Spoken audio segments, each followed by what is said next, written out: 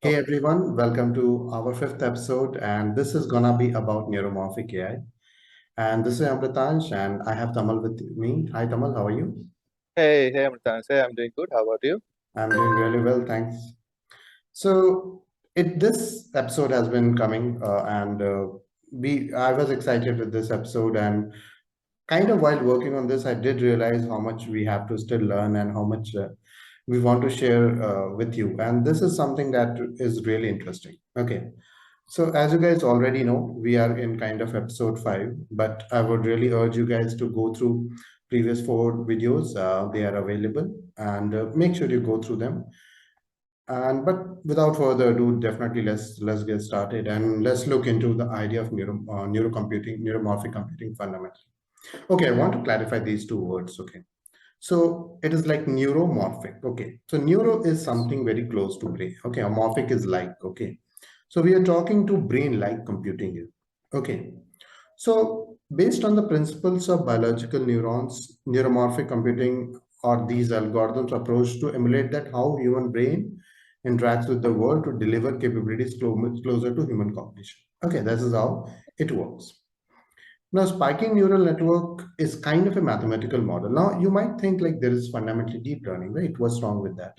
We'll kind of touch base on that, but the major issue is deep learning is a very crude approximation of the way brains or neurons work. Mathematically, it might make sense, but neurons or each neuron at the dendritic connections is much more complex, is doing far more than whatever is explored by the current deep learning modules. Okay. So one of the techniques in third generation of the kind of neural networks or artificial neural networks is called spiking neural network. And this is a mathematical model which is simulating natural learning by dynamically remapping the neural networks. And this is what one of the algorithms will be utilizing in neuromorphic computer to make decisions in kind of like what we will learn about the learned patterns over the period of time. Neuromorphic processors leverage these asynchronous event-based SNNs to achieve orders of magnitude gains in power and performance over deep learning. And the idea is why we are going through is because neuromorphic computing innovative architectures approach will kind of power our future at the end of the day.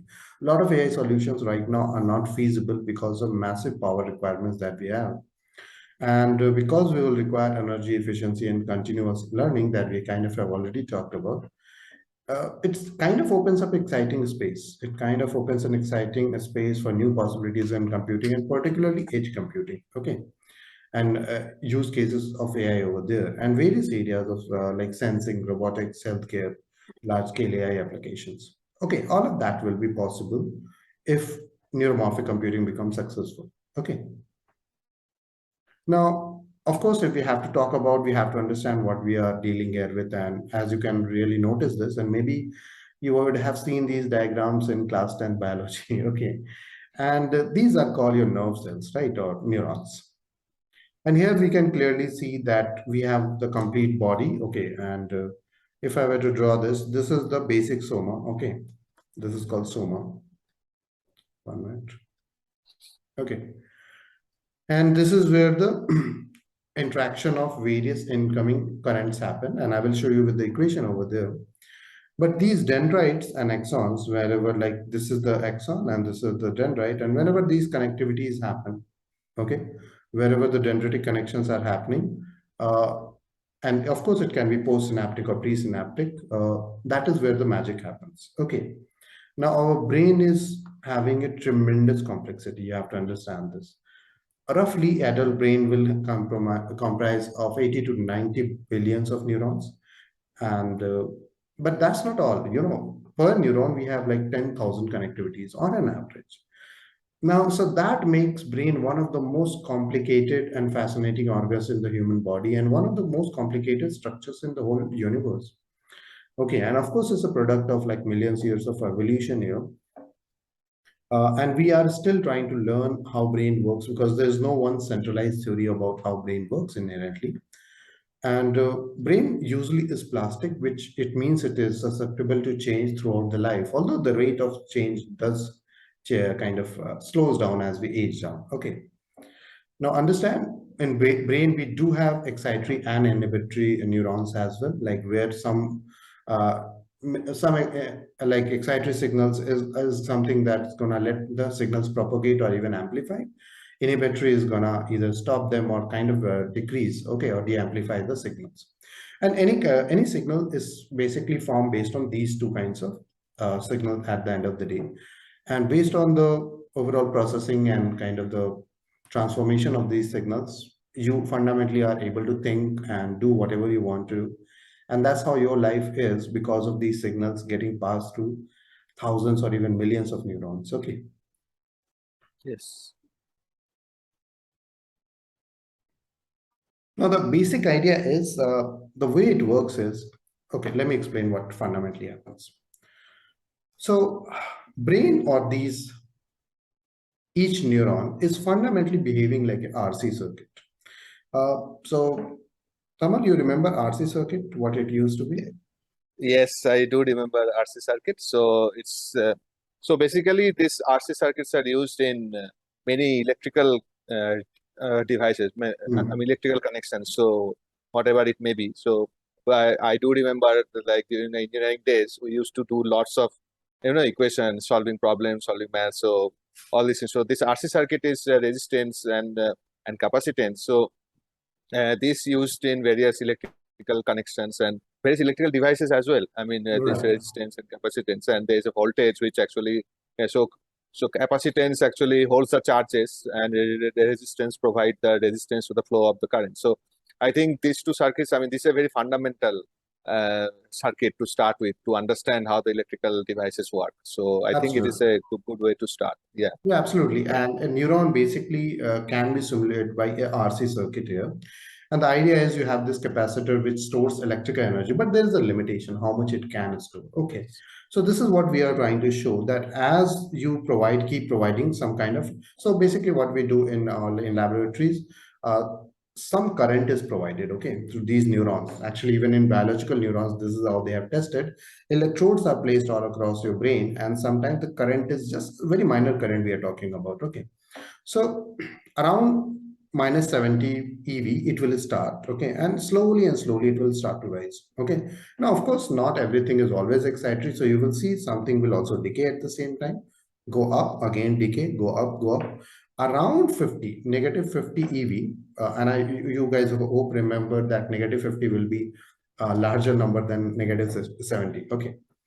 What happens, it reaches this threshold. What it means is the capacitor cannot take anymore, okay. And as you might know, in those scenarios it will short, it will kind of behave like a shorting scenario. So short, okay, you know what will happen, massive surge of electrical power will happen immediately in a very small time. And this is why RC or like these things are used in fans, because fans have to overcome tremendous uh, like static, okay, like a static like a coefficient for friction to get started. Or even for same for like you have these different DC motors, you can have same issues. And this kind of actually arrays are used all across your chargers, may it be your phone chargers or laptop chargers. These arrays are utilized at the end of the day. So this short that happens all of a sudden throws up a spike, okay, or we can also call them action potential, okay. And I would want you guys to remember this name. You can call it spike action potential, okay. And this is of course one spike, but we are actually see something like this, that over the period of time we get different spikes at different rates. And this rate encoding is something that is important in spiking neural network, okay. And I will also show you some mathematical equations how we have kind of derived all of this and how all of this works. But this is the fundamental idea, that the charge keeps on getting collected over the period of time, and then spike happens at some point, okay. And for a lot of neurons which are just in the pathway, okay, for a lot of neurons which are just in the pathway, they are just many times a carrier, okay. They will either behave like a wire, means they will let, so it is not that every neuron has to transfer information, okay. You have to understand a lot of neurons, and neurons again have glial cells, myelin sheaths and everything. Many times neurons are behaving like just as a wire as well. That can also happen, okay. some neurons are just behaving like an inhibitor or like an off switch. They are not allowing the current to go forward. And a lot of them are behaving like an amplifier. They are amplifying the overall current or input that you are having. Now, how it all works centrally, this is the biggest problem. We don't know, unfortunately. People are working on this central theory, and we will talk about that. But we do not exactly know what is the centralized theory. Okay. But anyways, so Tamal, did this make sense to you? Yes, this it makes sense. So, we're like mimicking, trying to understand the way the human brain works in terms of potential by combining by the. I mean, the analogy is here. The good analogy here is the RC circuit. I mean, you're just taking an electrical device and try to simulate and see how that device works to fundamentally understand how the human brain works. So, human brain basically works in the same way. Just that there is action potential, there is resistance, there is capacity, all this charge held, everything is there. You just have to simulate like a circuit and trying to understand how. That's a very fun. So we know brain on an overall level how it functions, but if you go deep inside the neurons, the dendrites, the way they interact with each other is like passing signal, electrical energy. So if you want to understand those, so it's good to have an analogy of an RC circuit or any other circuit which is equivalent, which can tell actually how they work to fundamentally understand how the human brain works. So this did make a lot of sense, like the spikes and also. Yeah, it's very good. Yeah. And this is the idea, and this is where we are going in this direction of third generation of neural networks. Okay. As we already called it, like, okay, deep neural networks are historically brain inspired, but as I just told you, they're not as complicated, or they do not capture the complexity of what goes behind the scenes. Okay. And definitely they are not as energy efficient. Okay, that's very well known, and deep learning is especially always like we have a complaint that okay, it is so power hungry, and a lot of large models we just cannot train on, like retrain time and again, because of the power requirement and the computational requirements. Okay, so one of the major differences I would want everyone to remember that leads to the kind of realm of spiking neural networks is basically it is much more brain-like, and this is why the word neuromorphic. Okay. And at the end of the day, it is creating a spike train to the downstream. Downstream is something which comes later. Okay. And neurobiology inspired spiking neural networks enable kind of efficient learning and recognition tasks, and we will kind of walk through that. And here you can see through different of these diagrams, and you can see that basically here our encoding is now rate based. Okay. Rather than just only imagining some kind of a real floating value. Okay. What we are imagining is each neuron, and of course you can imagine weights for each of them as well. So the overall idea is that at the end of the day, you can have a massive arrays of neurons, and each will get postsynaptic potential. So wherever the interaction is happened, that's called postsynaptic. And let's say this is the rate we are getting for different outcomes. And that is getting summarized, and based on the membrane potential, again, it is recalculated. Okay. And the same thing we can, and Tamal will actually talk about this later today, that we are trying to simulate it at a hardware level as well now. Okay. Same things are kind of being simulated at the hardware level, and we are trying to manage this voltage pulse that we are controlling through different kind of memristors, right? Like it's a cool way of saying memory registers, memristors. Okay, but works very similar to the way our brain or the current is manipulated within our brain. Okay, so like this kind of inherent polarization dynamics kind of closely resembles the neuronal membrane dynamics of the LIF neuron. Now, what is this LIF thing? I will talk about. This is like a one particular mathematical model that's very interesting. And again, these kind of models people have been discussing for quite some time. And this is like a very good comparison about your proper standard artificial neural network, second generation and your third generation. And one of the major differences that you will see particularly is this rate encoding. And again, here you can see some real floating point values. Okay. And this definitely, there is a slight difference here. Okay. And so the overall idea is different from ANNs, like backward gradients are kind of a little difficult to calculate. Oh, okay. Okay, this is not that straightforward. Okay, so the overall idea is that based on the spikes that you are getting all across, this is gonna be behaving like a little differently because a lot of these pathways are not known. And I'm not saying that everything is kind of sorted here. There are problems here that we still need to kind of worry about with spiking neural network as well. Okay. Although there are mathematical models, and I'm going to talk about one mathematical model that is called leak integrate fire. Now, what happens within a neuron is, let's say this is a presynaptic, okay? So you have this rate encoded input, okay? And this interacts with the neuron, and then there is a postsynaptic spike, okay? And this is kind of changing the rate at the end of the day. And what you are observing here is at different times, this firing threshold, it is kind of trying to reach the firing threshold, and as it reaches, a spike is generated, comes back, and as the spike is generated, okay, so even if you had 3 spikes or 3 presynaptic spikes, once it interacts in the forward pass, okay, so the postsynaptic spike is generated. Now, based on this postsynaptic, at some point, either we will have to do backpropagation or we will have to come up with some different technique altogether. Because so far, backpropagation has not been inherently too efficient for the idea of spiking neural network. But the idea is now we will have to do a backward propagation about these gradients.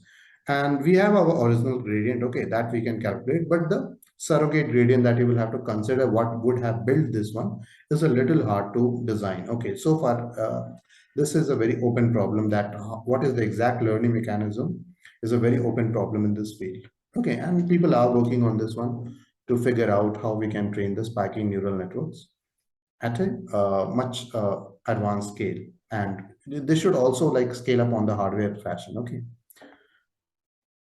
and of course there have been like comparisons now where people are trying to compare the proper design in convolutional neural network, and an equivalent spiking neural network is also getting designed. Okay, so again, all these designs and all the research is ongoing currently. But why even we require this? Actually, we should talk about this actually, that why did we even require all this? Because again, the state of the art deep learning is already present. The issue is, or the way we think about it is, now your simple convolutional neural networks, which is again going to be part of your second generation neural networks, you have your matrix multiplication, ReLU, pooling, fully connected layers.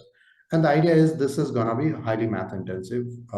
It also takes very high power, and custom acceleration blocks like GPUs, TPUs have to be built and implemented.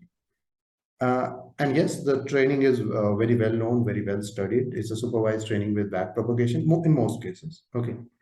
And it does require large pre-level data sets, long and expensive training periods, or epochs if you want to call them. And in particularly in CNN, we do have successive filtering. So it is like hierarchical, okay? And hierarchically, it extracts the features. So it requires higher definition or higher dimension data. Okay, although it can still run into problems with unexpected data. Okay. Now, the overall idea with spiking neural network that we have here is that the threshold logic and connection reinforcement is utilized. Although math light is, I will still say it is very debatable because we do have to solve like differential equations here. Okay, that is, according to me, is not really light mathematics. Okay, and the logic is fairly standard. It's like electrical circuit. You're manipulating electrical circuit at the end of the day. So the logic is not that. And the good thing is it's kind of one-shot training, feed forward. Okay, and it kind of can train instantaneously in real-world conditions or retrain itself. Okay, and the classifiers, if you have to build, it will recognize patterns with low data. And the good news is it will do it with very low resolution performance as well. So the accuracy or the metrics that you are getting should be very low resolution. Is there should not be a massive difference. Okay. So understand, if you want to do like math intensive cloud compute only, yes, standard second generation neural networks are amazing. But where we are looking is low power edge deployments. Okay, that on robotics, small machines. Okay, IoT devices. Can these things be integrated? Can AI techniques be integrated? So far, if you just try with the standard models, it's not working out very well. Maybe something changes over there. I'm not denying that. But the premise of the third generation, and if it becomes successful, although both things will be required, you will require the right software, means right algorithm, and then you will also require the second part, that is the right hardware. Okay. So that is where we are going, and that is where our direction of research should be. Now, okay, one of the standard model. Now, guys, understand there are like a lot of spiking neural network models. This is one very well accepted in the community, which we like to call leaky integrate fire, LIF. Okay, basically, leaky integrate fire neuron model describes how charge flows in a neuron or in a spiky neuron and affects its membrane potential. Okay.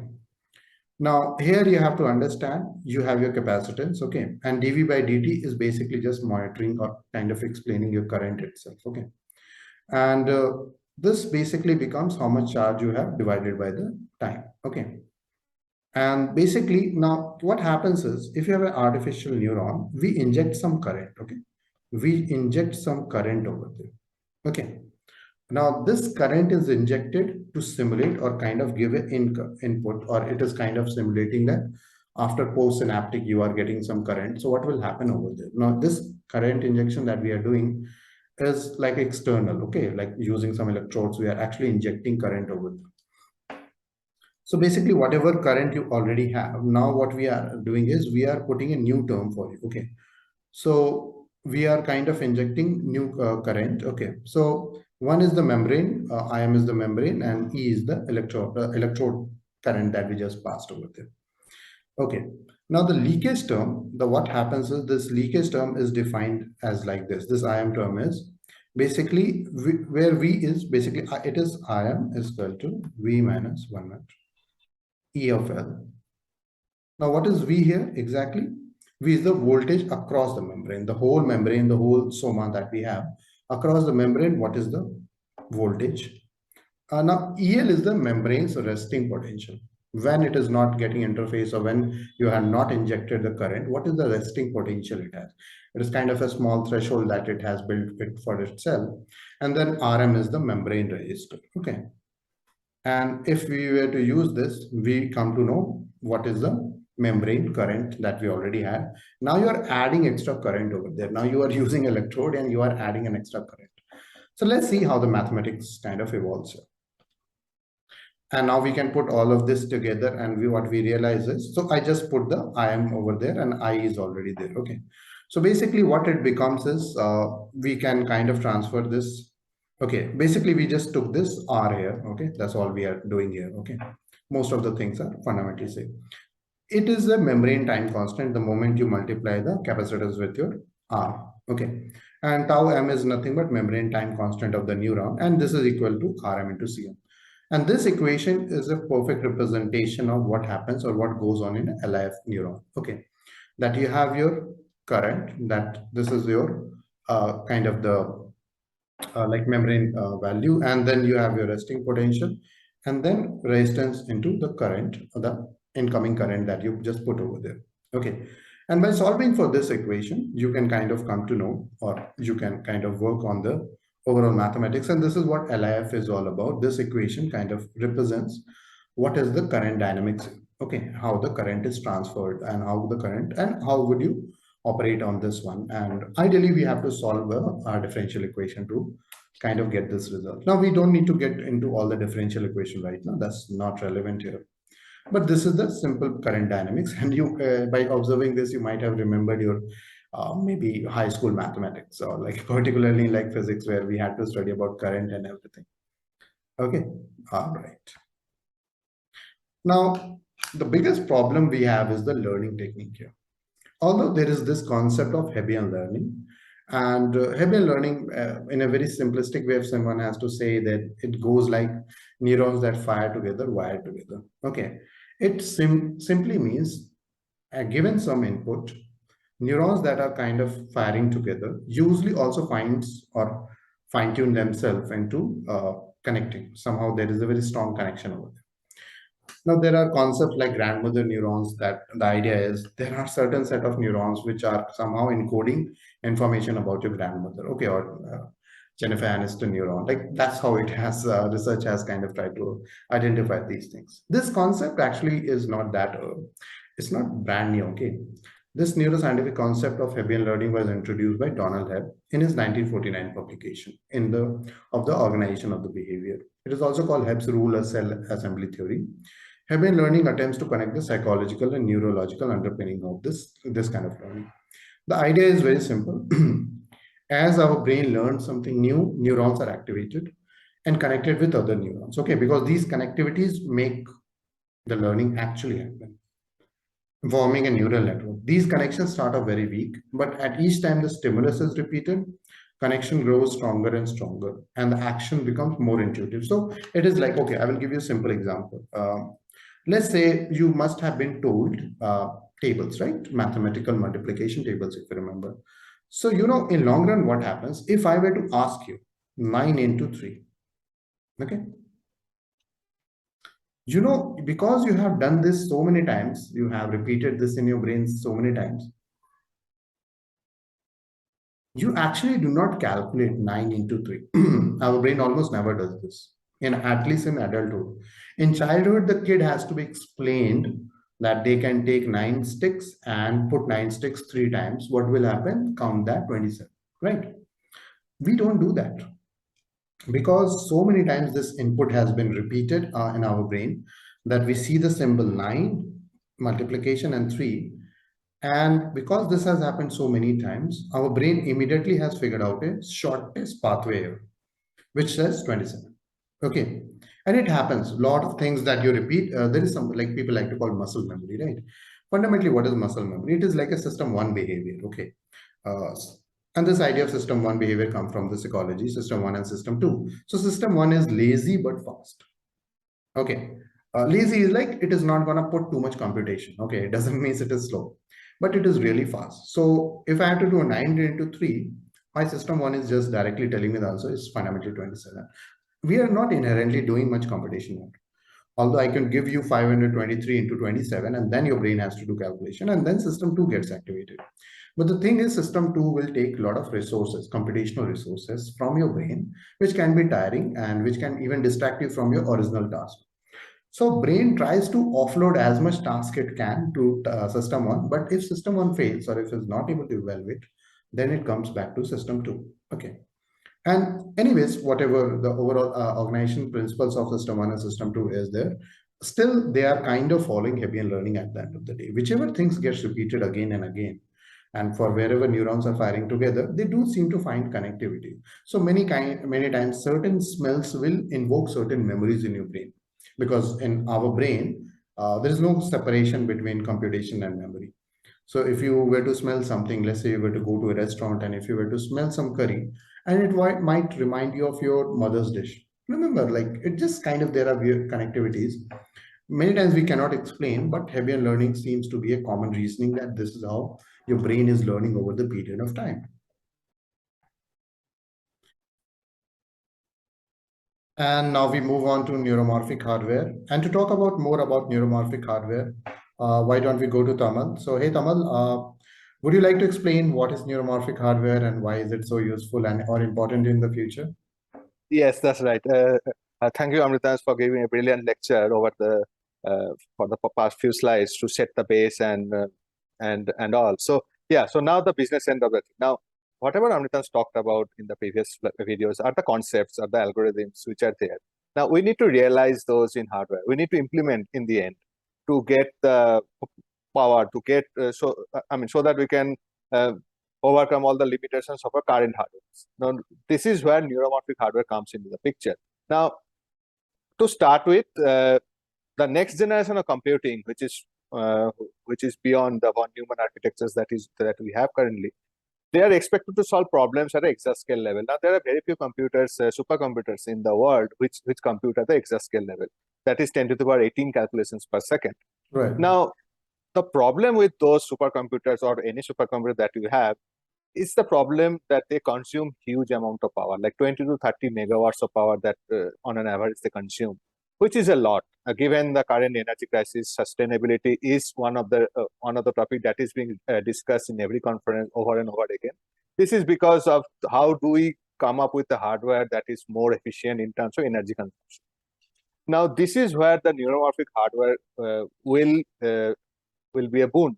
Now, neuromorphic hardware are like, so basically putting brain on a chip. So you are doing, so whatever brain does, your hardware will do the same. That's the concept. That's the idea. That's why this field has emerged.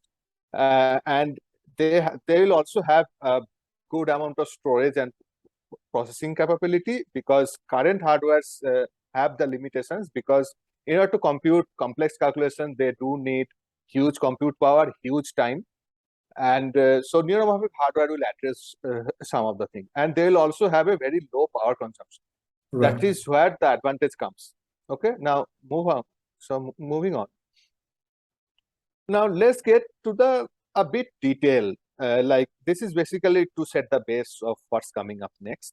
So neuromorphic hardware incorporates any electrical device which mimics the natural biological structures of our nervous system. So basically mimicking the brain. Right. Now, the idea is to impart cognitive abilities, abilities to a machine by implementing the neurons in silicon. So basically what the hardware is doing is, so basically mimicking the brain, whatever brain is computing, and the silicon based chip will also do the same. That's the idea. Now, this is an alternative to the power hungry GPUs that we have currently. Even though you put 100 GPUs, they will consume some 10-20 watts, megawatts of power easily. The supercomputers does that. Now, the domain that that is there is the neuromorphic engineering, which is the upcoming, and there is a huge investment and research going on. And this term neuromorphic engineering was coined by Carver-Mead in the late 1980s, where it describes some systems which has both analog and digital circuits and that mimic the neurobiological elements of the nervous system. Now, the challenge, so this is one of the challenge. Now, simulating the brain.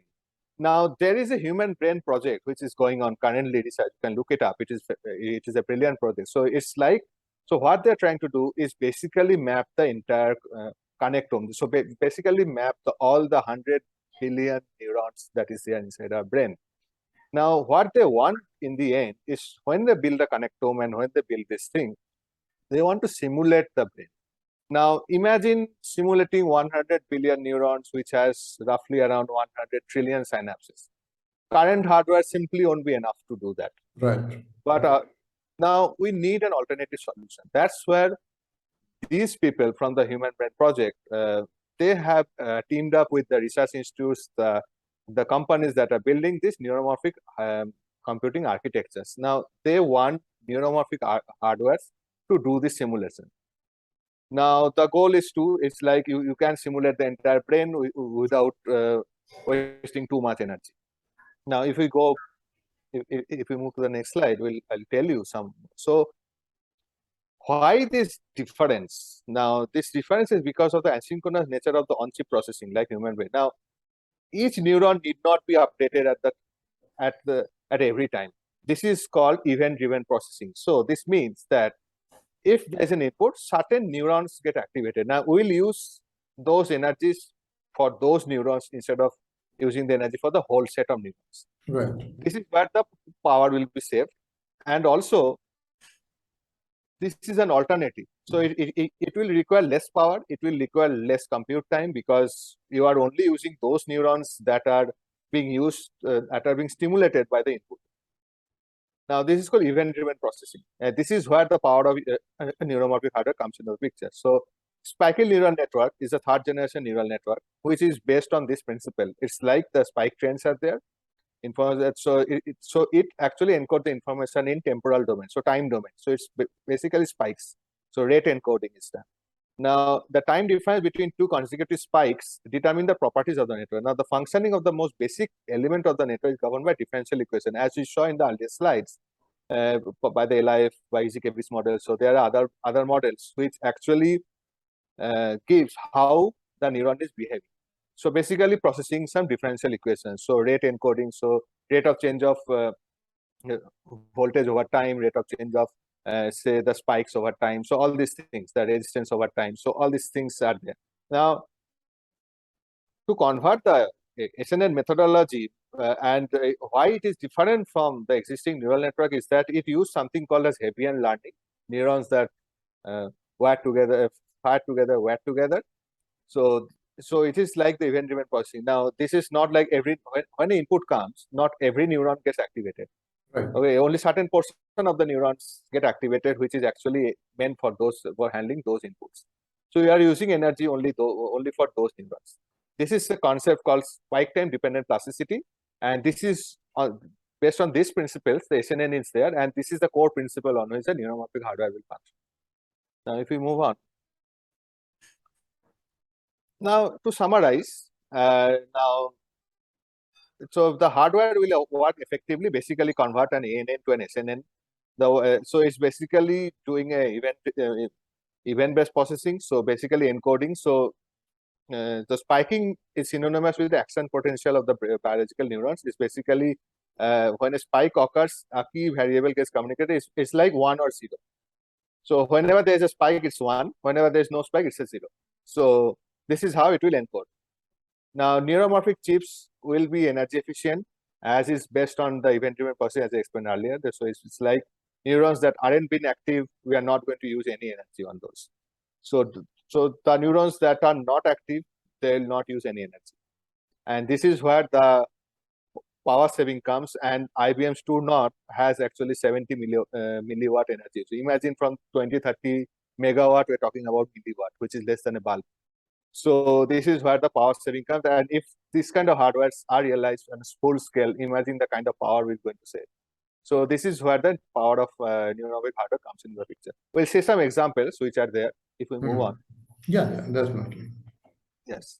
Now, this is, before we go to the examples, so this is something of the progress over the past, say, 10-15 years of neuromorphic computing, where we are going. So we started from, remember those Pentium processors, and beyond that there are other processors like big machines and all. So from there we come to the NVIDIA GTX Fermi. Now we have Tesla car, and also the Core i7, Core i5.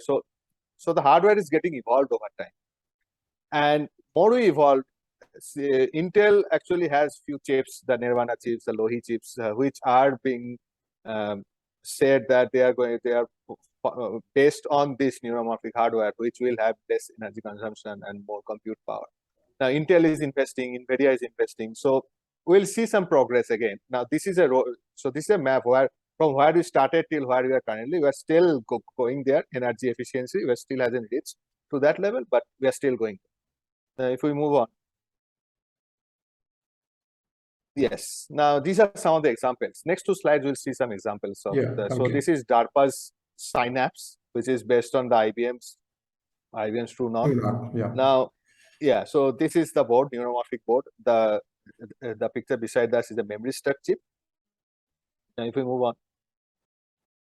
These hardwares are kindly available. You can go and look if you want to see them in more details.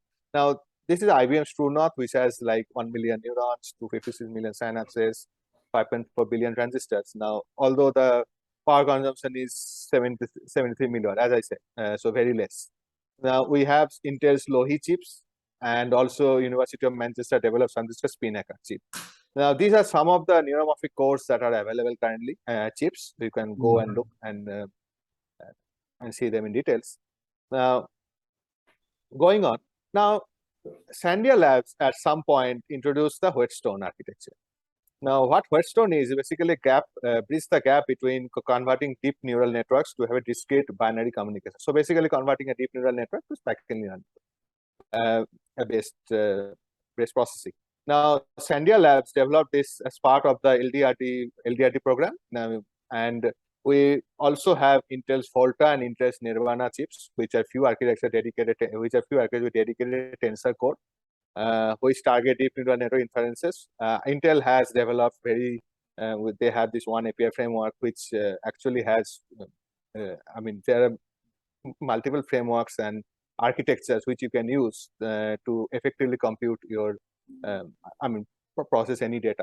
Now, what the researchers at Sandia Labs did, like when they built this, they demonstrated how effective and reliable this Whetstone architecture there. We'll share the link there, so it's good. Like they actually ran few programs on MNIST, Fashion MNIST, Cypher, and others. So these 3 datasets are like the benchmark of machine learning, deep learning. You'll see lots of them, new architectures being benchmarked when on these datasets. Now, Whetstone also, the researchers also did some codings. They built some neural networks and they ran this using the Whetstone architecture and see how reliable. So you can go and into them in details on the research papers. So moving on. So this will give an idea of how the Whetstone architecture is. Now, this is how the Whetstone architecture is designed. Like it has a training in the Whetstone in Keras. Now you can call this. So there's a library in Python with which you can actually connect to this Whetstone architecture, and you can actually run your code, basically classification or whatever you develop, like using that architecture. So basically, you have to connect those that are using the Whetstone architecture. Now, here the output layers, the adequacy output layers are for 1, 2, 4, 8, 16 hot encoding. So you remember the 1 hot encoding. Yeah. And so this is how you get encoded here. Now, it's discrete because, as I said, it's event-driven. Now, spiking neural network is being used as event-driven processing, like 1 and 0. So that's how the discrete thing comes in at the end.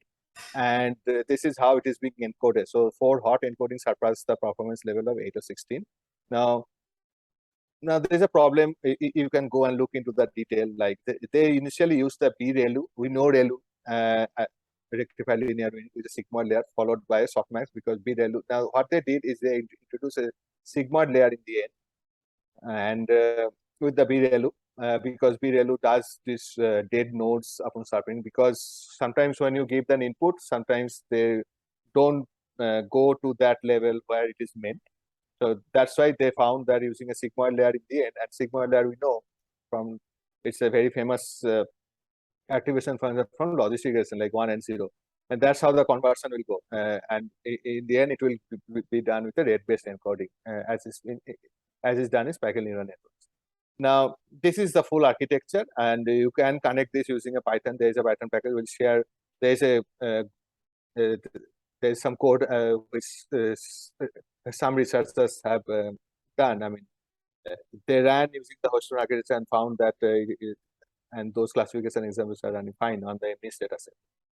And if we move on, now this is all about Whetstone. Now we'll share the links. We'll go over them in details. Now, Memristors is the core component of the neuromorphic hardware. Now, Memristors works in a similar way as brain synapse work, like they have plasticity. The plasticity can be used to create artificial structure inspired by the brain to process both process and memorize them.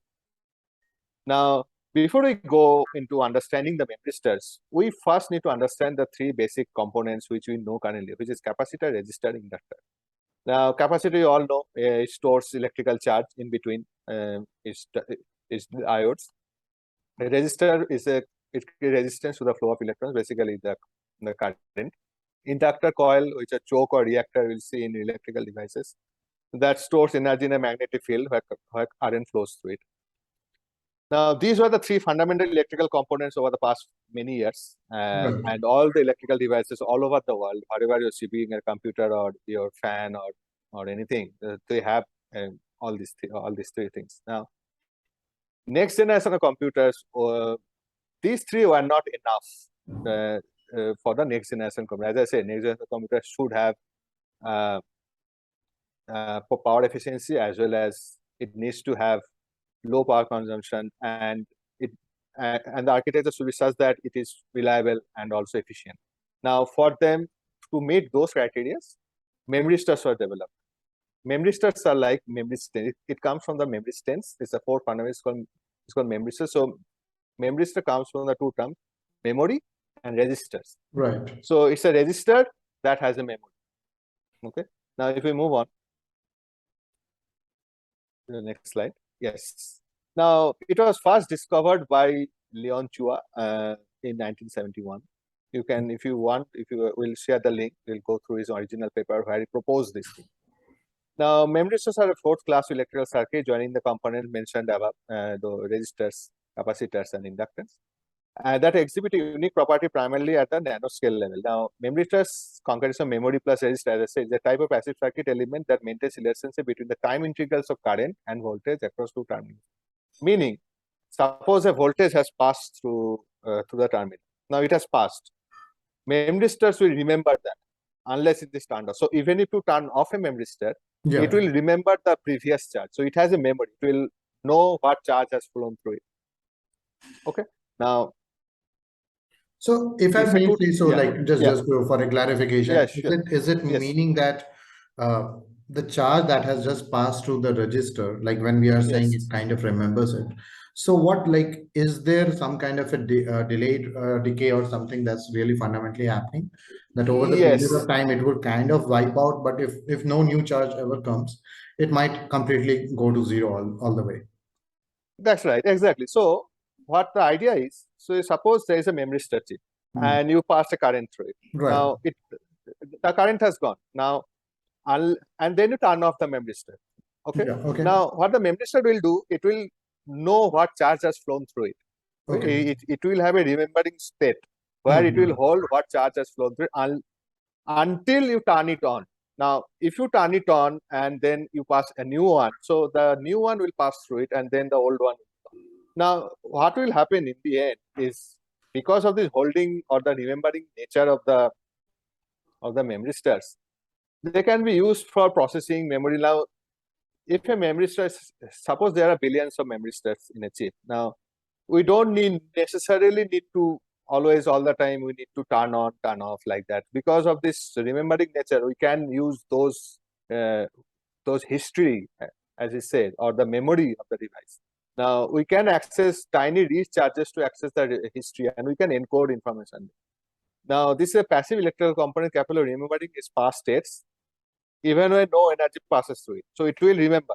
It's like a state 1 to state 2, you're going there, but you need not necessarily the memristor will be in power. I mean, because it remembers the past states, we can use them to know what previous states, I mean, the memristors has. So this can be used for both for memory and processing unit. So Right. memory, we can, because of this nature, will it can be used to store information and also processing unit information. Remember that that LSTM has this memory cell, right? Right. Right. I Exactly. mean, so if a new input comes, it will know what is there, and it will keep on appending on the string. So this is similar thing. Now, because of this, so the memory store will remember things. Now, when a new input comes, it will see what is there and it will keep on appending the inputs and will go on. So this is an analogy with the LSTM memory Makes cell, which is sense. the Makes yeah. sense. Now, if we move on. Now, this diagram will show clearly the resistor, capacitor, inductor, and memristor. And if so, the equation is there. This is their equation on which the basic principle equation on which this these electrical devices function. Now, 2008, the team at HP Labs first created a memristor on a thin film of titanium oxide. Now, this is what they have written. I mean, it is from their team who has published this work, and this is how a memristors behave. Now, I'll go on line by line, and I'll explain you Mhm. what it is, because this is important. Because memristors are the core component of neuromorphic hardware. Now, memristors' electrical resistance is not constant, but depends on the history of the current. As I said, because of the remembering capacity that had previously flowed through the device. That is, it prevents resistance. It present resistance depends on how much its present resistance. It depends on how much electrical charge has flowed in what direction through it in the past. Now, this is the resistance based on the direction and the history, and what charge and in what direction it has flown. Now, the device remembers its history, the so-called non-volatility property. This is opposite of RAM. RAM is volatile. So when you turn off the power, everything will be wiped out from the RAM. Mhm. So, but memristors on the other hand is opposite. So even if you turn off, it will remember what was there. So it can be used for storage purposes as well. So when the electrical power supply turned off, the memristor remembers its more recent resistance until it is turned on again, which means it is just the opposite of RAM. So RAM, so when your laptop is on, so you're doing some computation, and RAM has, I mean, all the information will be stored there. I mean, whatever you did. Now, moment to turn off your computer or laptop, everything will be wiped out, completely clean, done. But a memristor, if you use a memristor in its place, now it will remember what you did in past. I mean, it will hold those information until you turn it off on again. I mean, you turn on, you did some calculation, then you turn off. It will hold. All the information will be there. Again, you turn on, then only it will get overridden and Yeah, so will can move we on. say that, Kamal, like, Yeah. if in a layman terms, if I have to Yeah. explain this, that as more current is passing, its resistance is lowering over the period of time, and thus allowing more current to pass through it. It is very Correct. similar to like strengthening of the connections or your weights, let's say increase. Okay, just imagine weights from 0 to 1 only. Okay. So Correct. like weights are becoming closer to 1, and that is like shown by the charge. But as we Hmm. all know that like the voltage actually drops. Okay, the voltage drops due to the resistance. So if your Correct. resistance is decreasing because of more connectivities, it Hmm. must mean that your voltage is increasing, and that is like a inorganic neuron if you think about it. Like that's how it is. Exactly. Yeah, it's a That's very right. cool idea. It's a very Very cool nicely idea. put. Yeah, it's a nice. Yeah, that's right. That's why all the heavy investments and are going on in Hmm. developing chips of this Memristor chips, which is poised to give, be the next generation of Yeah, hardware, and that will that's really drive the cool. neuromorphic hardware. Yes. Yeah, definitely. Yep. Now moving on. Now, these are some of the materials and devices that are available: phase-change memory device, failure-free devices, 2D material, nanowire networks. And so these are the neuromorphic circuits, as spin transit, deep learning, spiral Hmm. neural networks. We discussed this. So these are Right. some of the roughly some of the things that are available currently. Now, if you want to go in detail, you can go over them. There's a very good paper on that. We'll share the link. It's a review paper. I mean, there the explanation of each of these devices are there. I mean, Right. it's brilliant. I mean, it's very nice. Now, moving on. Now, neuromorphic algorithms, now learning to learn, learning a spiral neural network, computers and neuroscience, stochastic computing, convolutional spiral neural network. We saw a picture, Yeah, I we mean, in kind the of earlier discussed that. slides. Yeah, a little bit. Yeah, discuss this. So, and then reservoir computing, which is again based on, I mean, the next generation of computing. So, these are all the algorithms are for the next generation of computing. The third generation of computing will be there. Now, for these things to work, our conventional computers won't be enough. So that's why the neuromorphic hardware being researched and invested heavily. Yeah, for our Now, viewers, I would like to kind of stress on what Kamal is really trying to say here is. So, with our traditional computers, we have like this one human architecture where memory and processing is separated out. Okay, and it's a very traditional algorithm that we have, separation architecture that we use all the time. And it's kind of a basis of computer science, okay, that you have memory separation and then you have a computing, which is your CPU. Now, here, the one of the biggest point is if we are replicating or emulating brain on the chip, uh, we cannot have a different memory and different computation. So what people are trying to do with a lot of these ideas is they're trying to first bridge the idea or kind of overcome the problems of one human architecture, maybe even with a newer architecture with help of hardware and software, where both things are kind of combined. You cannot tell which one is which exactly. It's not a straight classification. And the other correct, thing is we are trying to also make it very low powered. Okay, so that the GPUs that are taking 250 or 350 watts a single GPU, or a processor which is taking like 100 watts at least. We are trying to cut down on all those as well, and making it akin much similar to the way our brain processes signal and kind of repeat its plasticity techniques. How correct, a brain is so plastic, and even a single neuron can be utilized by multiple pathways. It could be intersection of multiple pathways, and it would be able to handle all that. So we are trying to kind of go in that direction. correct, exactly. Nicely put. Thank you. And these are some of the applications, as you saw: robotics, self-driving cars, event vision sensors, neuromorphic audition, biohybrid systems for brain repair, and then we have on the On the healthcare side. embedded side, yeah, yeah, Yeah, definitely. An yeah, autonomous system that we are building, or edge system correct. that we would be building Edge over here. systems, Yeah, exactly. neuromorphic computers would be really, really important. That Yeah, kind of because computing is we something we require. exactly we this kind of hardware will revolutionize this the way we process information and store True. information and how we do that. So we're Yeah. looking forward. So the next 10 years will be very nice. So Yeah. at least in this field, yeah. So moving on. Interesting. Yeah, that's Yeah, definitely. This is all extremely yeah, interesting. So, yeah, what is this picture all about? yeah. So this picture is all about something called from this brilliant paper: what, why, and Hmm. how artificial general intelligence chip Chip development. Now, development. neuromorphic computing or the neuromorphic hardware is set to support the artificial general intelligence research which is going on parallelly. I mean, those kind of computation, when we talk about general intelligence, we talk about human level intelligence. Now, our brain, if you want to simulate a human brain, we need to have a hardware which is efficient and and also can use less time, less compute power to do that, just like a human brain. This is where the power of a neuromorphic computer comes into the picture. Now, you see, we'll start with the human brain and AI chip, which is basically putting the brain on a chip, which is where the neuromorphic computer comes in, low power, learning capabilities, small size. Then we have the traditional architecture, which is the memory, then there's data transmission, then there's a processing. This is the old system.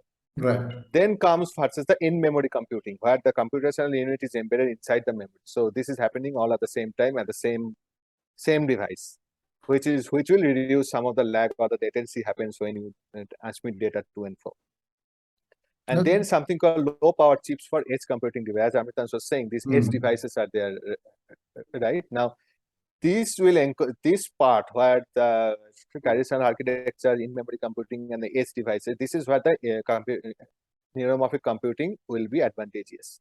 Yep. Because these three places is where the compute happens on a large scale. True. Like we have large data, large computational happens. We need computers which can process information.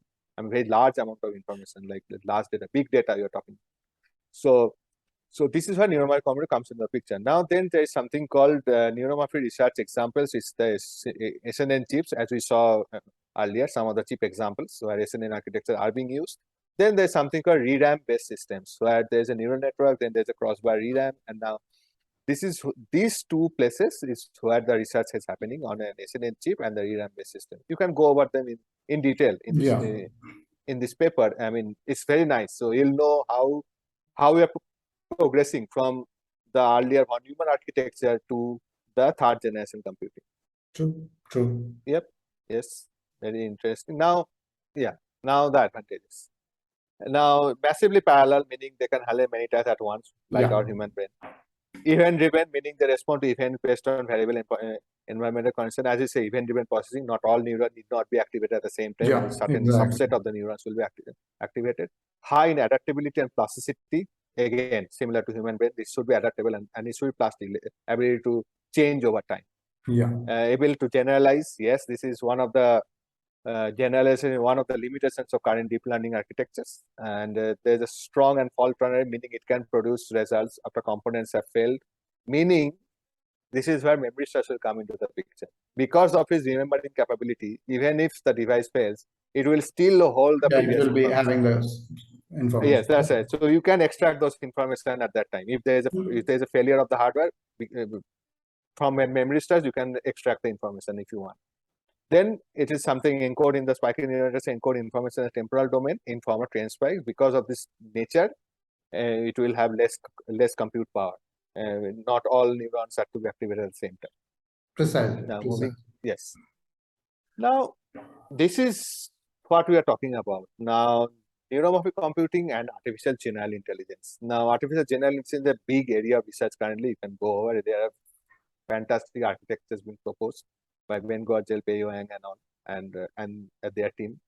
Now, Memristors where neuromorphic accelerator, neuromorphic computing hardware brings us closer to biological understanding of ANNs and human brain, and towards realizing AGI. Now, then the term AGI refers to an AI that exhibits intelligence equal to that of human. So you can call it human level intelligence, although there is a debate, but you can roughly equivalent to AGI and human level intelligence. Now, human brain projects is definitely one piece that needs to be solved along with the algorithmic and the software architecture that we have to go on with.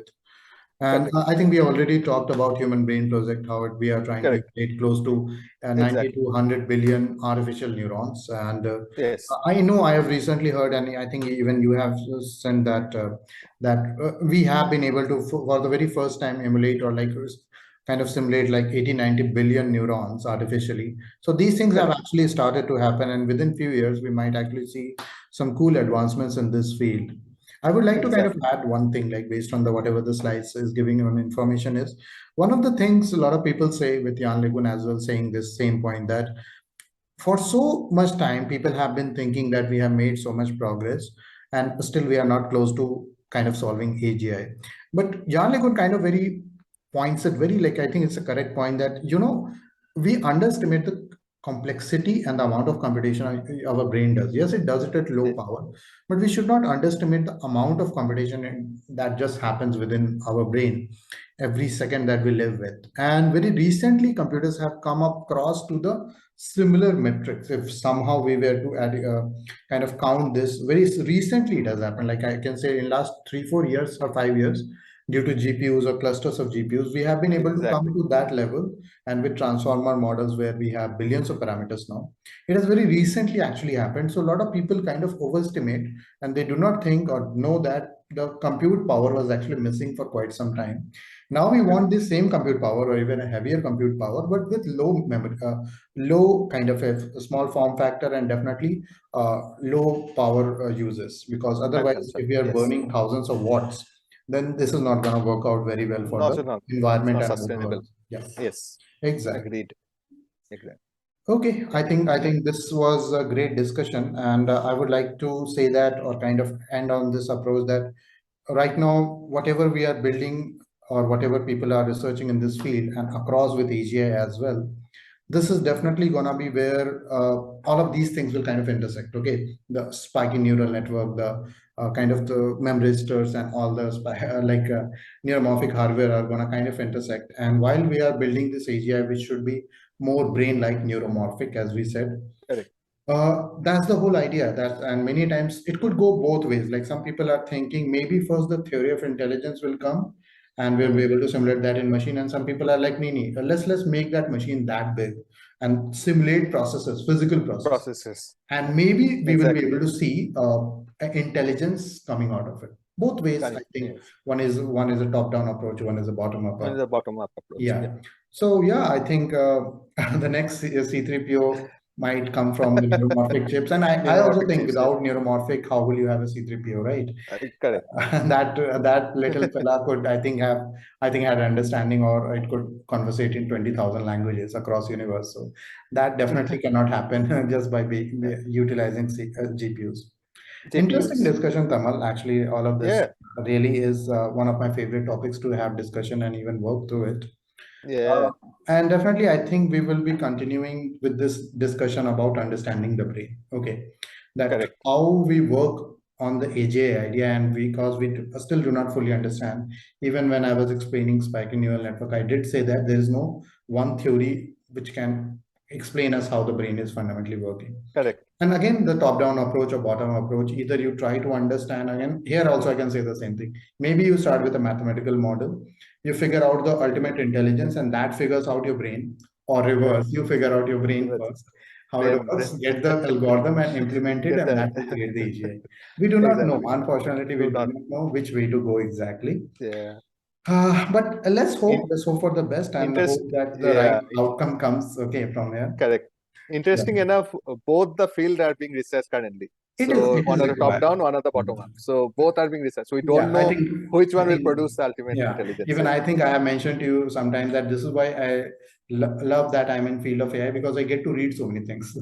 Yeah. I can It's connect so really many interesting. ideas. Yeah. Connect so many ideas. Yeah. Yeah, see. So I guess now we should move on to some ideas around the world models and mathematical model. We will also go to Yes. some biological and the psychological ideas and how to build a mind, not just the brain, how to build a mind. But I think first we should start looking into various mathematical ideas that are floating around by top researchers. And I think we should have one or two videos if required around in that Correct. direction. So, guys, I think Exactly. first of all, thank you all for your continuous support. And Yes. Thank you. in next few videos, we are going to talk about some architecture. Some will be neural networks, some will not be neural network architectures. But we Yes. will look into some architectures which are going to help us in achieving AGI, or might Yes. possibly. That's the assumption. Thank you all. Thank you, Tamal. And Thank soon you. Thank enough, you, we'll Amritans. meet you all guys soon enough with our sixth episode. Thank you. Yeah. Thank you so much. Bye bye, guys. Thank you so much. Bye. Bye, Take care, everyone. guys.